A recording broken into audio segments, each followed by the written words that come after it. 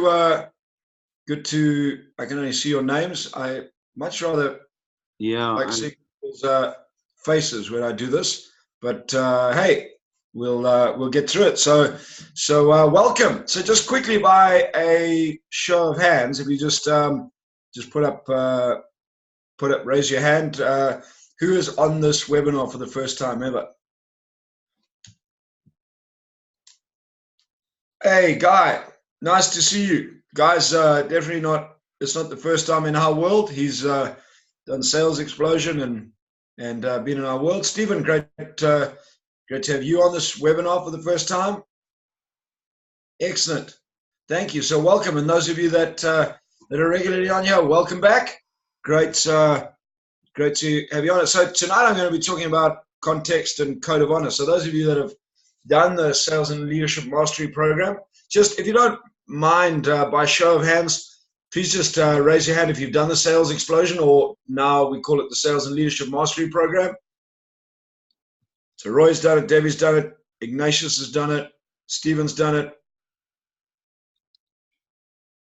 Okay, cool. Thank you. So coming out of that, you know that we talk a lot around context, the power of context, the power of a code of honor. But one of the things that I've learned is, well, we talk about it, and often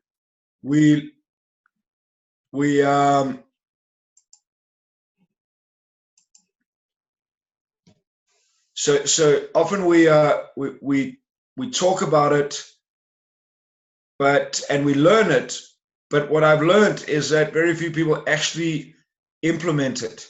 So just if you really wouldn't mind being really, really honest with me, those of you that have done Sales and Leadership Mastery, or those of you that have heard me talk about a code of honor before and setting context, how many of you have not implemented one in your business or in your life, or both? Cool. Thank you, Stephen. Okay, good. So so those of you that have implemented, just now, I'm gonna open up the mic once I've gone through this and just chat about what is the benefit of it, what have you got out of it. But the reason I wanted to talk about code of honor tonight is because I personally believe that's one of our biggest problems, not only in South Africa but in the world today, is that that we seriously lack accountability. How many of you would agree with that statement? That in the world today we lack accountability. We're happy to keep people accountable when it affects us, but when it doesn't affect us, or whether it's when it's keeping ourselves accountable, there's a serious lack of accountability, lack of rules, lack of value. So I'm going to open up this little whiteboard here and work through this so that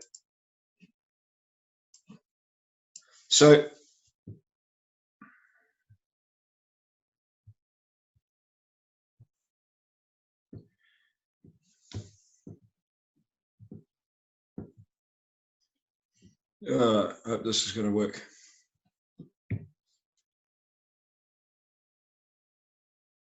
So when you look at your business or your life, you can look at it like a cup. So what goes inside a cup? Well,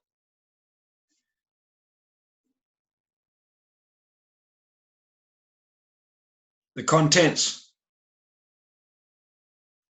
So the contents are what we put inside the cup. Now, how many of you realize that in today's world, contents are often the sign of success, or the perceived sign of success? How many of you have really noticed that the more we're getting through this world, the more and more people are really focused on what they can accumulate, and they judge other people on the perceived accumulation of contents.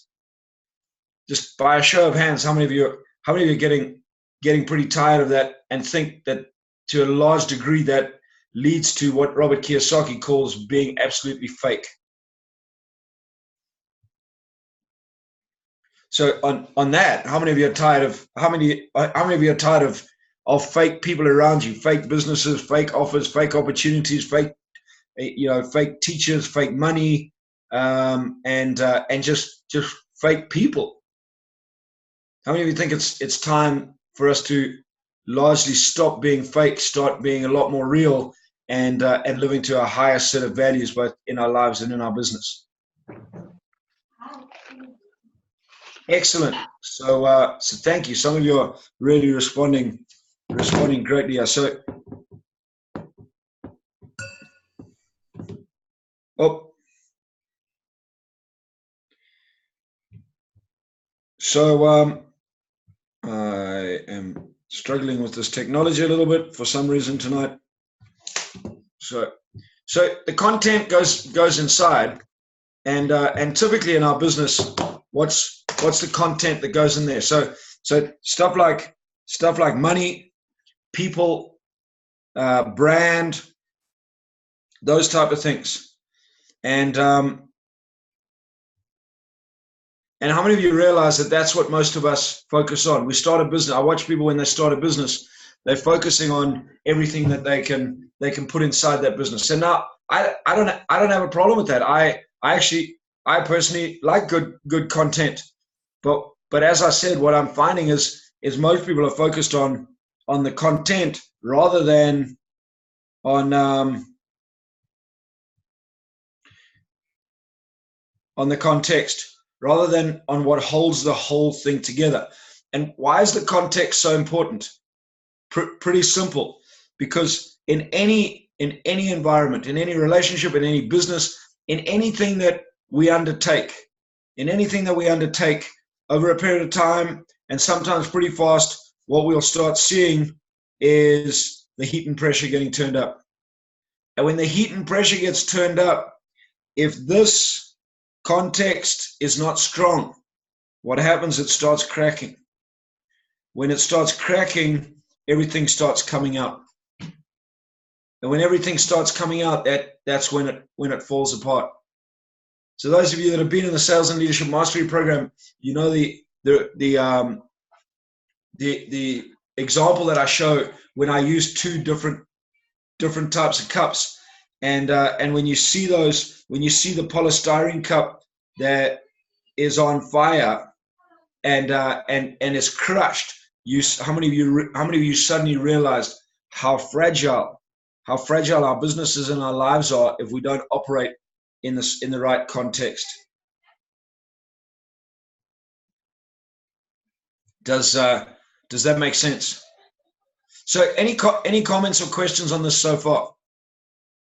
You just if you want to comment, if you want to ask a question, what I've talked on so far, just either type it in the chat box, or unmute yourself, or put up your hand and Marlon will unmute you. So I'm going to give you a couple of seconds just to see who would like to weigh in on this discussion.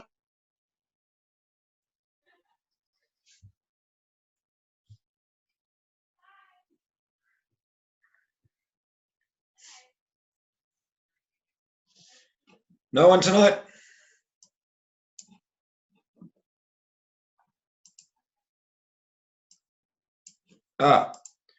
So Debbie, all good, loving the reminder. Okay, cool. Thank you, Debs. Well, I mean, so Debbie's from Zimbabwe, and if you look at the current situation in Zimbabwe not even the current, over the last 15 years, at least in the last 15 years, one of the key reasons around where Zimbabwe's at is because a lack of the rule of law, a lack of context, a lack of values.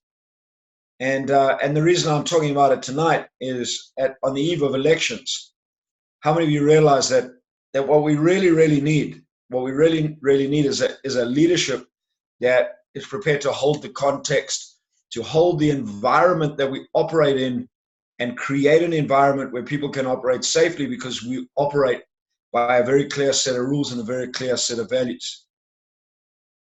Now, I don't know about you, but when I look around, a lot of people are very quick to complain and blame people that are There are people at a level of government, at a level of leadership that are not doing what they should be doing. But I'm just going to ask this. Is there anyone on this call, me included, that at least this week, maybe even not even, probably down even to today, that did not break some form of law or some sort of rule or some sort of value that you have? Anyone? So the reality is we all fall into that trap, don't we? The trap of not holding ourselves accountable to a set of rules and a set of behaviors.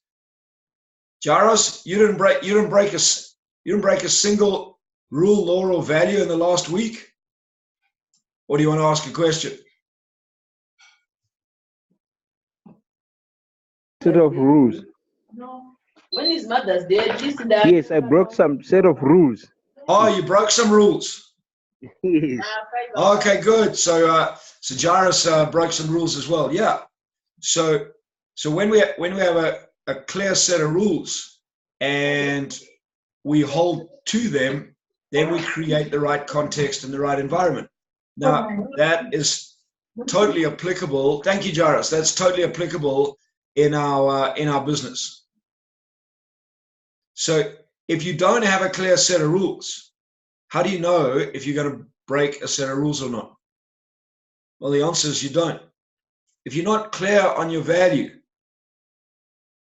how many of you on your values, and you're not clear on what those values really are? What are the behaviors that you really will not break? The ones that you want to uphold, and the ones that the behaviors that you do not want to see in your business.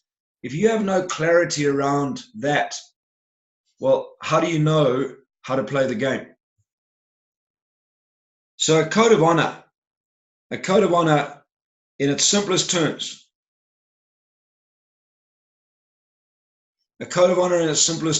is setting up a set of rules that allows us to determine how we play the game.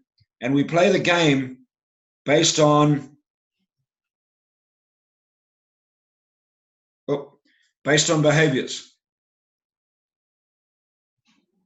And why are behaviors important? Well,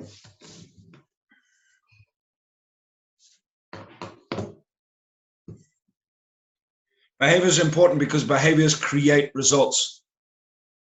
So a set of rules, a code of honor, governs how we behave. So as I'm going through this, how many of you are realizing that most of our problems that we create in the world today are based on behaviors? Most of our problems we create for ourselves are based on behaviors. If you want to create different results in your business, different results in your life, then you've got to behave in a different way. If you want your team, your staff to create different results, different behaviors, you got to get them to behave in a different way. Does that make sense? And in order to get them to behave in a different way, you've got to create a set of rules that everyone buys into and is prepared to uphold, hold each other accountable to, call each other on, and make it happen. So that in our world we call a code of honor. And the important part of a code of honor is having it written down. So everyone in the organization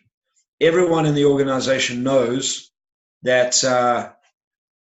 that's how we play the game. And once it's written down, you get everyone in the organization to agree that that's how they play the game. And then you hold people to the game. Now, as a business owner, as an entrepreneur, as a leader, who's responsible for holding, holding that space?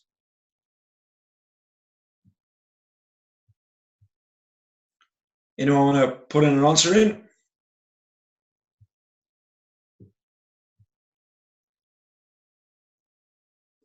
Okay, great. So Stephen says everyone in the team. Yes. So Stephen, correct, everyone in the team. But where does it start? As a leader, as a business owner, where does it start? So Michael says from the boss. Roy says with you, 100%. So I think that for me is the most important part is it starts with us. It starts with, if you're leading an organization, it's got to start with you. You've got to be the one that's prepared to uphold all those rules. When you uphold the rules, when you uphold the values, then you can demand that other people do the same thing, or you can hold them to it. And on the other side, if they see you holding them to it, it's much more likely that they will uphold them as well. So how many of you realize that that's one of our biggest problems in the world today is we have a set of rules, but often the leadership is not upholding them. Everybody else is expected to uphold them, but our leadership doesn't do it. Now that goes through all parts of society. I'm not just talking about governments. I'm talking about all parts of society. And when all parts of society are not doing it in various areas, that's when we create serious problems. So setting a set of rules determines behaviors, which allows us to create the results. Now, when you determine behaviors, you start changing people's mindsets. You start shifting mindsets, you start shifting attitudes, because you start holding people to an expected set of behaviors, which starts leading to expected outcomes. Any questions or comments so far on what we've gone through?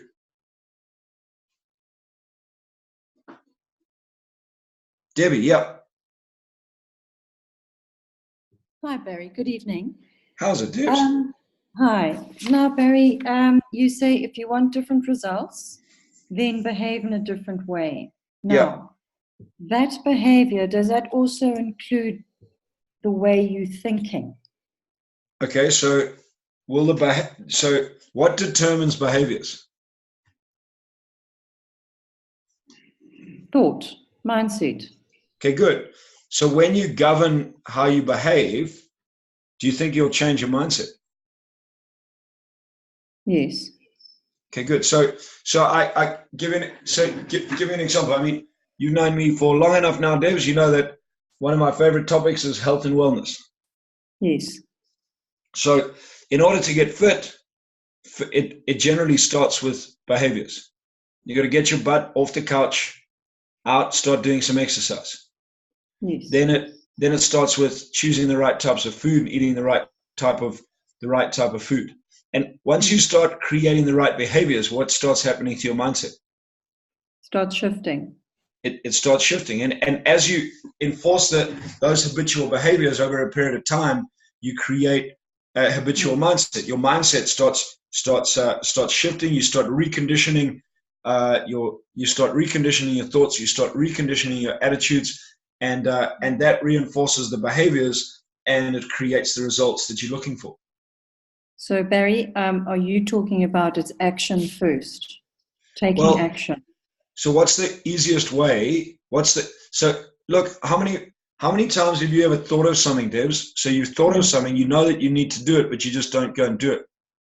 Yes, exactly. So you're not taking action. Yeah. So you're not taking action. So when you take action, when you implement the right behaviors, then you start shifting your mindset. So in sales, for example, you know, I work with so many people that say, I need to make more money. I go, okay, good. So I take them through the process of teaching them how to sell. And then the first thing I do is say, okay, I mean, you know that when I was working with you to put people in your training business. Yes. First thing I said is draw up a list. Yes. Yes. And then the second thing? Take action. Yeah. And that means get on the phone them, and what happened? Logically, you could see that it needed to be done, but how long did it take you to shift through that process? And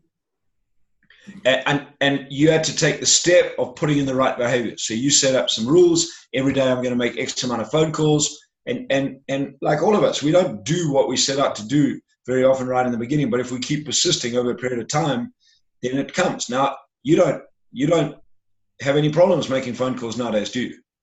No. Yeah, but right in the beginning you did, didn't you? Huge. Yeah. Yes.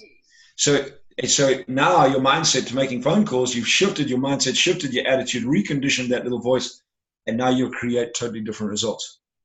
Yeah. So you got to take action. Everything comes. The most important thing is stepping out and doing the right behaviors. You know, when you take the right next step. So I've been my mentor Blair Singer. Blair and I've been chatting quite a lot recently, and the one thing we've been talking a lot around is what's the next step. What's the next step you do in your business? What's the next step we're going towards? And when you focus on doing the right next step, you start creating the right next results. Too many people get so stuck in, well, will this work? Will that work? Over a period of time, I've just learned in business, I know intuitively what I need to do. I know what I need to do. The question is, can I do the right next step? That makes sense? Yeah. Thanks, Barry. Perfect. When I start doing that, everything else starts shifting around me. Yeah. Great question. Thank you, Debs. Thank you. So and followed in with that, you set a set of rules that determine how you behave. You know, so you're not going to set a set of rules in your code of honor that says I make 10 phone calls every day. But what you would do is you'd set a rule that says something like I honor all agreements. Okay, so if this is your personal code of honor, maybe one of your rules would be I honor all agreements. Okay, so now what's the power? What does an agreement give you? When you honor an agreement, what do you build? When you break an agreement, what do you break? Anyone want to type in and tell me?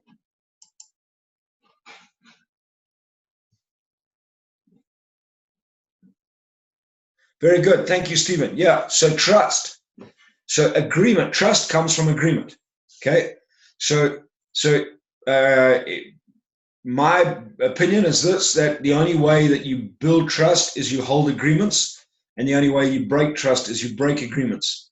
Now, with yourself, be careful, is how many of us make agreements with ourselves and break them all too often? Well, what happens is we start breaking trust, with ourselves. Then we don't trust ourselves. Then we increase our little voice, and well, last time you did it, you said you were going to do it. It didn't happen, and that's what happens. So just take the agreements that you make with yourself very, very serious. So now, if you have a code of honor, a personal code of honor, where one of your rules says honor all agreements, including agreements with myself. If you make an agreement with yourself that you're going to get up, you're going to train 3 days a week, or you're going to start eating seriously, how many of you realize that makes that decision a lot stronger than if you just wake up and said, today I'm going to start eating healthier? Because you go back to the code of honor. Now, if you're like me, I get broken many agreements with myself. And but having a code of honor allows me to go back and bring myself back in line. So one of the rules that I've had on my code of honor is I live a healthy lifestyle. I eat healthy, I train healthy. And in my code of honor, it says I exercise for a minimum of 45 minutes every day, a minimum of 5 days a week. Now, I've been through periods of my life that I haven't done. And the other part of it is I eat healthy. Now, I go through phases. I've been through phases where I haven't eaten, I haven't trained, and I put on weight. But I've been able to pull myself back to say, pretty simple, dude, look at your code of honor. Are you serious about this healthy thing or not? If you're not serious about it, take it off the code of honor. If you are serious about it, what are you going to do about it?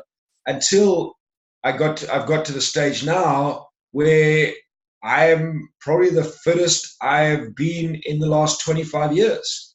And but it's been a consistent push based on my personal code of honor around health and agreements.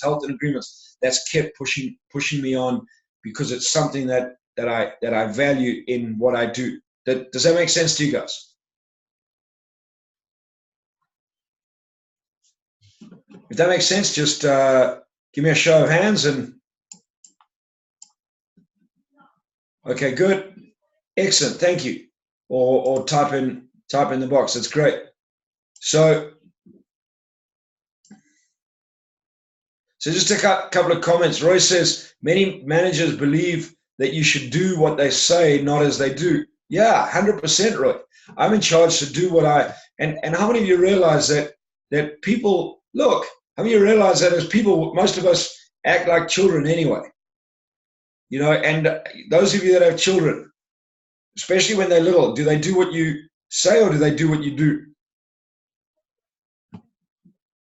They do what you do. That's the power of upholding it yourself. Michael says discipline also counts. Yeah, Michael, so if you have a set of rules, does that harness discipline? My observation often is people are ill-disciplined because they don't have a set of rules. But when you have a set of rules and you have a very tight context, it harnesses and drives discipline. So a context and a set of rules around behaviors, but discipline is a behavior, isn't it? If I'm disciplined, it's a behavior. It's a behavior and it's a mindset. The more disciplined action I take, the more disciplined my mindset becomes.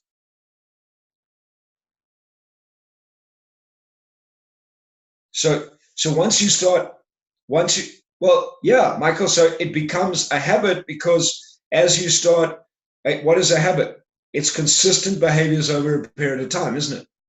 So look, if I smoke 20 cigarettes a day every single day, is that discipline? I'm very disciplined to smoke 20 cigarettes every single day. I'm very disciplined that I stop at the store and buy a pack of cigarettes every single morning. See, that's discipline. It might be creating bad consequences or bad results, but it's still a type of discipline. Does that make sense? It's a consistent habit over a period of time that creates results. So now if I want to give up smoking and the result is different, I don't want to smoke anymore. I don't want to create the results that smoking is going to give me. I've got to shift the behaviors, and those behaviors are don't stop at the store, don't drink coffee, don't do whatever I do that creates the results that I get, that creates those behaviors. So if you take that back into your organization, when you have a very clear set of behavioral rules, you can create a much higher level of discipline within that organization. You can create you have a basis within which to hold people accountable. So possibly one of the highest sort of disciplined environments. One of the highest disciplined environments in the world are good military organizations. Now, why are they so highly disciplined? Because they have such a tight code of honor.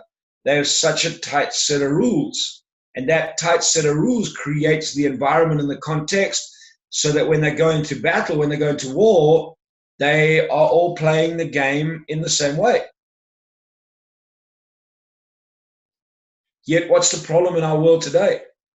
Everyone wants to play by their own set of rules. You got it. They want to play by their own set of rules. You run a business, you set up your rules, and when you bring people into that organization, you share the rules with them and you ask them a simple question. Can you behave and uphold these rules? Yes or no? And then you go through each rule and you ask them to give you questions on how it applies. And if they don't agree or don't fit into the rules, the first thing is you don't hire them. Because it means when they come in, they're going to behave in a different way to how you want them to behave. Does that make sense?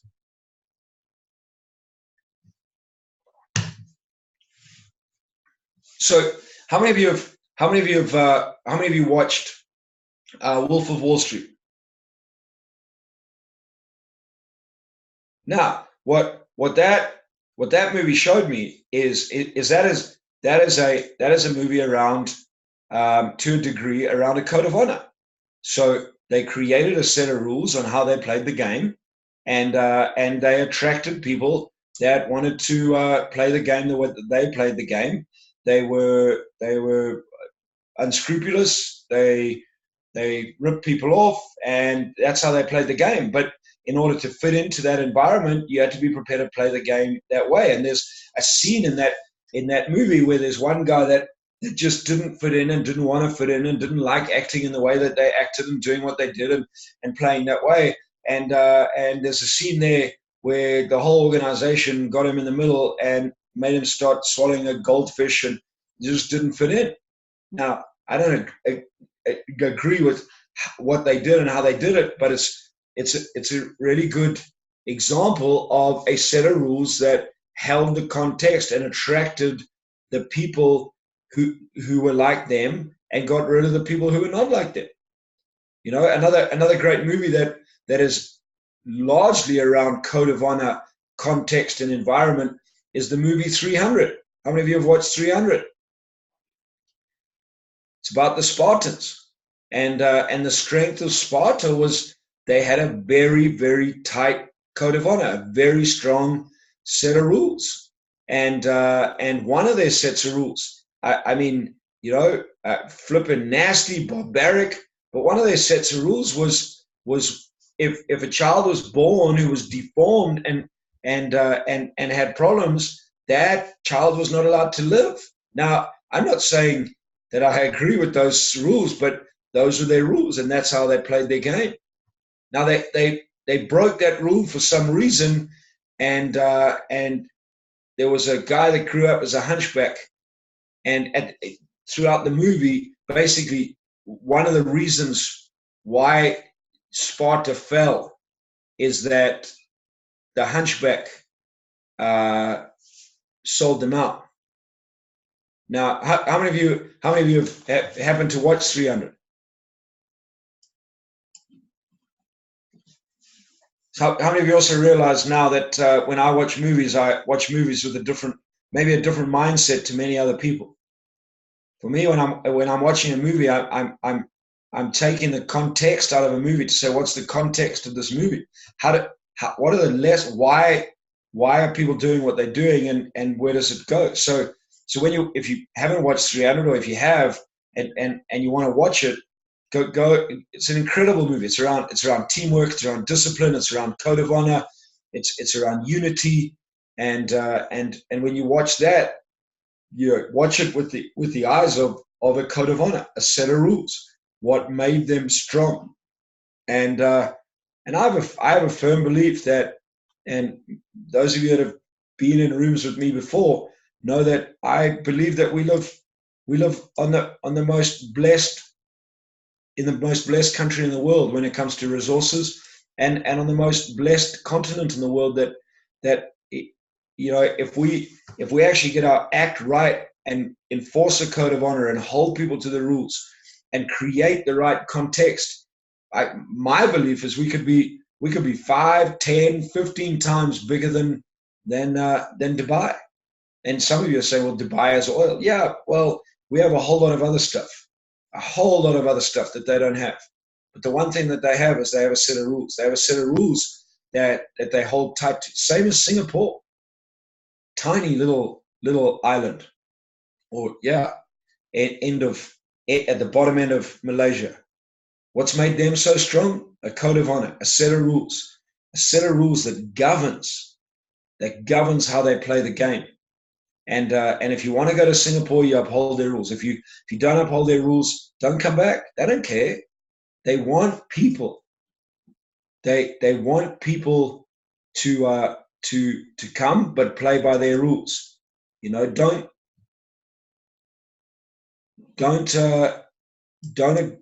throw a cigarette on the floor. Pick it up, put it in the bin. You know, so if you think about it in our context, if we took the energy that we have in this country and on this continent, and we rechanneled it in your businesses. Look, how many of you spend a lot of time fighting people that are just not behaving in the right way? They're not bad people. They're just not behaving in the right way. So how many of you have sales reps in your business who agree that they're going to make 10 calls a day? That's an agreement. and they're just not honoring the agreement. They make 3 or they make 5, and they just don't follow up, and then they give you excuses. You know, one of our rules in uncovering greatness business is take responsibility, no justification, no laying blame, no denial. How many? Oh, excuse me. How many of you are tired of managing people that are making excuses, that are laying blame, that are doing all those type of things? Whereas if you actually got people if they were focused on a set of rules, they would be focused on delivering results and behaving in the right way. You would be able to take your attention into the business and in the business of growth, not in the business. Royce says he's just come from one. Yeah, and how many of you realize it's as business owners, as entrepreneurs, it's those people that keep us awake at 3 o'clock in the morning. It's those people that detract our attention from when we should be out making sales, phoning clients, following up, working with our team to develop our team. Now I'll ask you the question: how many of you have been one of those people? How many of you run your business and you are one of those people? Yeah, we are. The question is how do we resolve that? And for me, the answer is you create a code of honor, a set of rules that, now it's important. These are not policies and procedures. These are rules that are based on behavior. Things like we honor all agreements. Things like we're always on time by being early.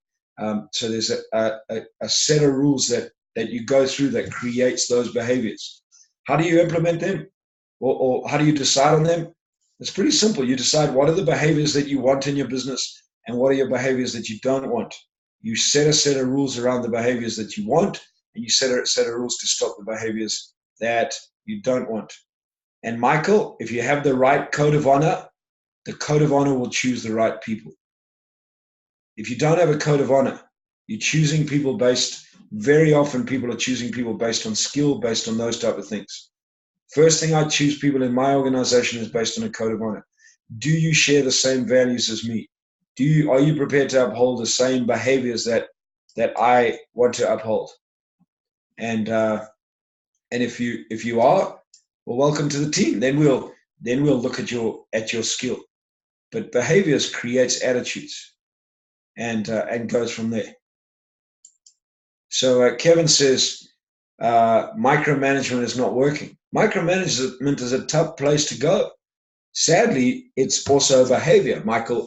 Kevin said, well, it is a behavior, but often managers and bosses, they fall into that trap of micromanaging. If you have a code of honor, you get rid of micromanaging, because what you do is you manage the behavior, not the result. How many of you realize a lot of times you fall into the trap of managing the result? How many of you are falling into the trap of managing your own result every day? You're beating yourself up because you didn't get the result. Yep. Or you're managing people based on the result. Don't manage the result, manage the behavior. When you change the behavior, you change the result. I work with way too many people that focus on managing the result. In sales, you've got to manage the behavior. In business, you've got to manage the behavior. I mean, right now, we have 2 weeks until I host Robert Kiyosaki at an event that I'm doing with him called Get Real. And I know that the next 2 weeks are behavior based, not results based. If my behaviors are wrong and I manage the wrong behaviors, I'll get the wrong results. So it's pretty simple. I'm on the phone every day, calling people, touching base with people, finding out who wants to do it, who doesn't want to do it, how I can make it work for them that they can get in the room. But it's all behaviors. And those I set an agreement in the morning with myself. I'm going to do this, I'm going to do that, I'm going to do this. And I try to work through that. Some days I do it, some days I don't. But I just know that if I get the behaviors right, the results will come. How do I know that? Because I've studied that over the last, 25 years. When I look back on my life, when I look back on my business, when I look back on other people, when you focus on managing the behavior and you get the behaviors right, the results come. When you focus on managing the results, you miss the behaviors. When you're not clear on what behaviors you want, you have nothing to manage. That's when you fall into managing the result. Does that make sense? Any questions or comments on what we've gone through this evening? So Kevin says, true. Then how do you turn around bad behaviors that have been embedded in the organization for many years? Where does it begin? Kevin, that's a great question. It depends on it depends on how big your team is. How big is your team, Kevin? How many people in the organization? 6. Well, that's pretty simple to do. It's not easy, but it's pretty simple to do. Bring all 6 people together and ask them a simple question. Are you happy with the results that we're getting in this organization right now? And take them through the flip chart that I think you've seen me do: results, behaviors, mindsets, conditioning. And then say this. Okay, good. So are you happy with the results? Yes or no? No. So what determines results? Behaviors. Good. So how do you think we could behave to get better results? What are the behaviors that you guys like? What are the behaviors you don't like? Do you think it's time we change some behaviors in this organization? Yes or no? Now there's people that don't want to change and are not necessary. Well, you're going to have to manage them out of the organization. That's the hardest part of being an owner, of being a manager, of running a business, is managing people out of the organization. And in my experience, a lot of the times we end up managing people out of the organization is because we don't hold them to the behaviors right in the beginning and move them on when they misbehave in the wrong way right up front. And once you've gone through that, you work with them to set up a set of rules on how you want to play the game. You get agreement that in the team of 6, every single one of you can hold each other accountable, and you start working through that code of honor. And then, as Guy says, as a leader, you have to uphold the behavior right up front. When you uphold those behaviors, people observe what you do, they start shifting and changing. And if they don't, but you're upholding the behavior, you have the confidence to say, well, that's enough. And there's no ways that they can point fingers back at you and say, yes, but. Does that make sense, Kevin? Does that answer that question?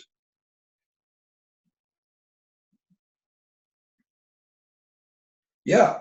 So one of the things I've hated in my whole business life, that's why when I was in the corporate world, I drove results because I drove behaviors, but one of my weaknesses was I carried dead wood because I just didn't want to manage them out of the organization.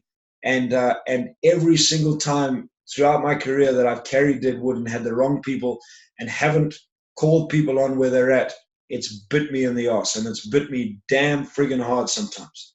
I mean, I'll give you an example. In one organization that I went in to do a turnaround strategy, I had to do 2 bouts of retrenchment, and there was one particular sort of, fairly senior manager there that my gut feel told me right up front when I'd been with them for a couple of weeks that he was not good fit for the organization.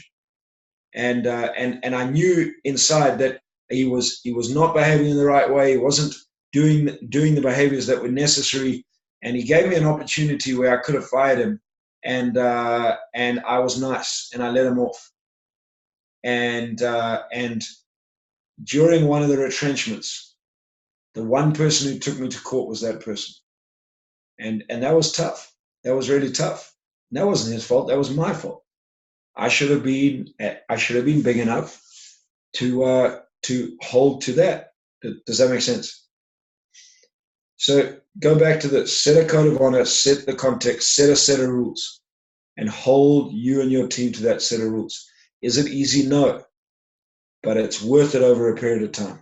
It really, really is worth it. You'll start attracting the right people, and you'll start being clear on how you want them to play the game. So any more questions, comments before I start wrapping up? If you want to unmute yourself, put up your hand, do so. Love to take some verbal questions.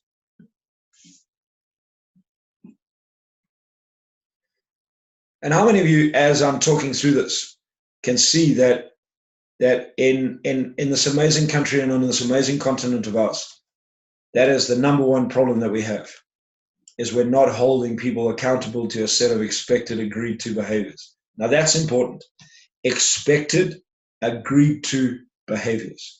Could you imagine if we could get all the politicians to agree to a set of behaviors, not to offer us results, but can you imagine that we were electing people tomorrow based on an agreed set of behaviors?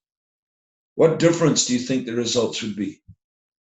But most people are voting tomorrow based on a promised result. Have you ever thought of that? Based on a promised result, not on a promised set of behaviors.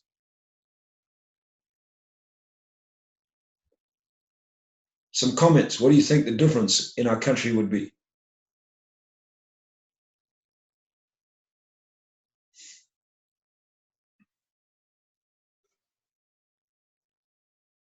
Pretty interesting thought, isn't it? So take that back into your business. What are the agreed set of rules, the agreed set of behaviors that you're going to promise your team? And can you stand up and deliver on those? When somebody joins your organization, can you stand up and say, this is how I behave, and this is how we behave, and this is how I expect it? And can they hold you accountable to that as the leader of that organization?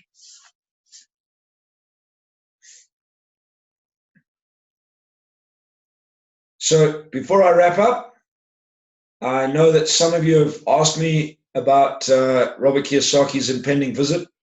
Those of you that don't know, I believe we have an incredible opportunity coming up at the end of May. It's 6 days of live teaching by Robert Kiyosaki, live in Johannesburg. It is, I believe, a really, really unique opportunity, and it's in a room with less than 100 people. We keep in the room below 120, but my expectation is I want to keep it to 100 or below.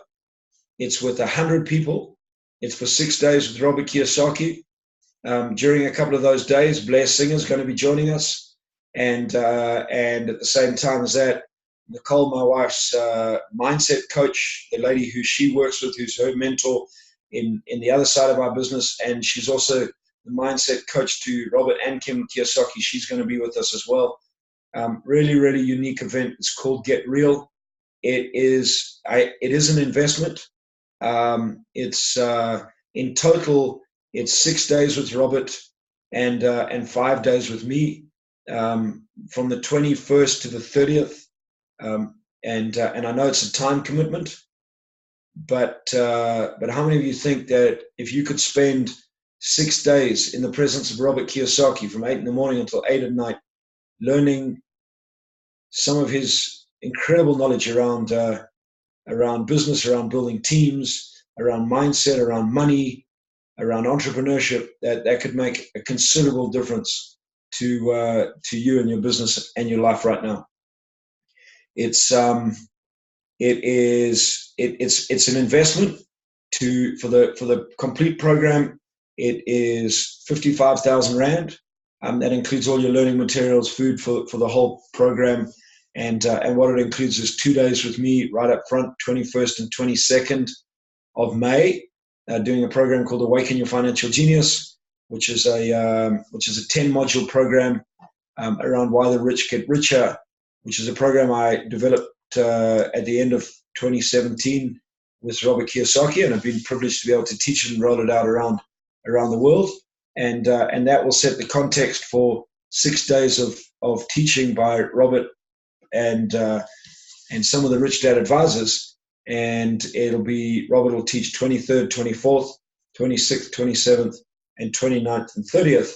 And then I run 3 one-day masterminds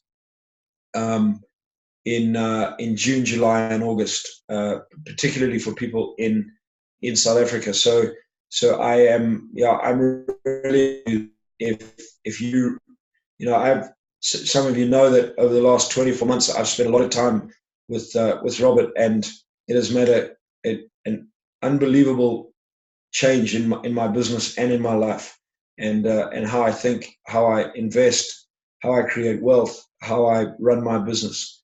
And it's just an incredible opportunity. I know, like anything, little voice comes up around money and around time. But I'll give you an example. last year I got a call from Robert's PA saying Robert would like you to come to a meeting in Phoenix in 2 weeks' time. I jumped on a plane on a Saturday night. I landed in Salt Lake City, caught a flight to on Sunday, caught a flight to Phoenix, got there on Monday morning, met with Robert, overnighted in Phoenix on Monday night, and left on Tuesday. And that was over 50 hours of flying. And I was in the air more than I was on the ground in those couple of days. It cost me well over 50,000 Rand. And would I do it again? Absolutely tomorrow, because the learning that I got out of being in that meeting with Robert, 3 Rich Dad Advisors, and a couple of his team, I couldn't have just added so much value. So how many of you, just if you could, just either type in interested or raise your hand, how many of you would be interested in finding out more about this program? We've got a number of ways that we can make it work for you. So what I am encouraging you, don't pull yourself out of the game if the little voice around money or cash comes up. We do have payment options. We do have ways that we can make it work for you, and time as well. It's don't underestimate the value that you'd get out of spending time with a guy like that. Anyone interested? Anyone like to find out more? If you are, please just type in, put up your hand, and just type in yes. Okay, so Jairus, that's brilliant. Thank you. Can you, Marlon, do you have contact numbers for everyone on this webinar? Jairus, if you wouldn't mind, would you just type in your cell number, and then I can touch base with you either tomorrow or on Thursday, and I can talk you through it. Anyone else have any interest in looking at that?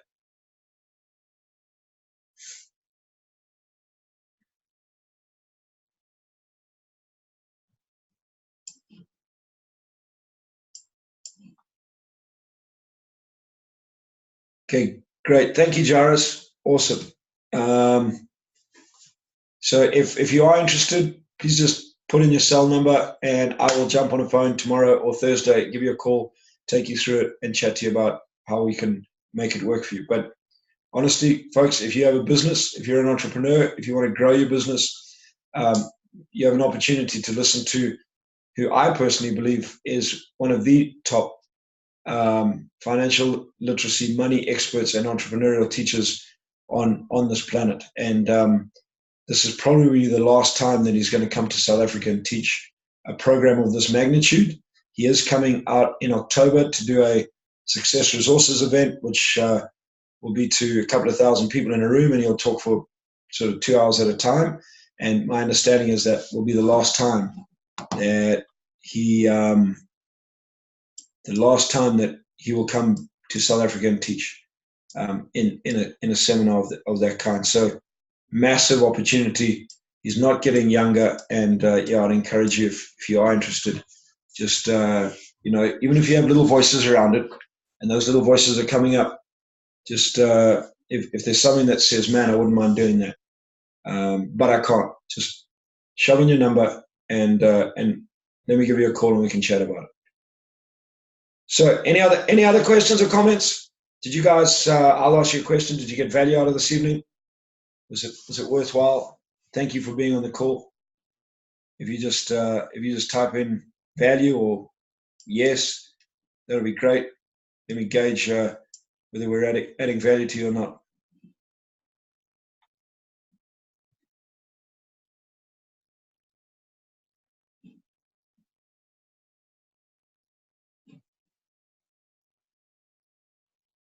Great, folks. So just from me, I'm just going to say, those of you that are voting tomorrow, vote wisely, be sensible, and if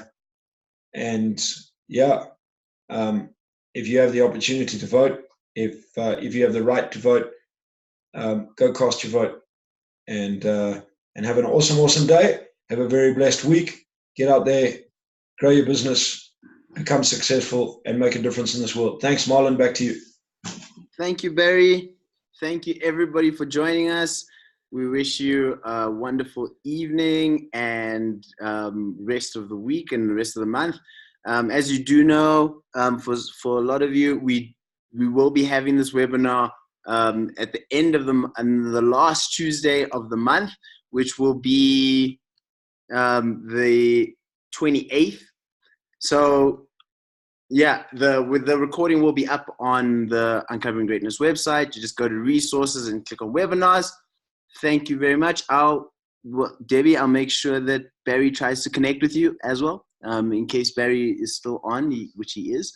But thank you very much for joining us, and we look forward to seeing you at the end of the month.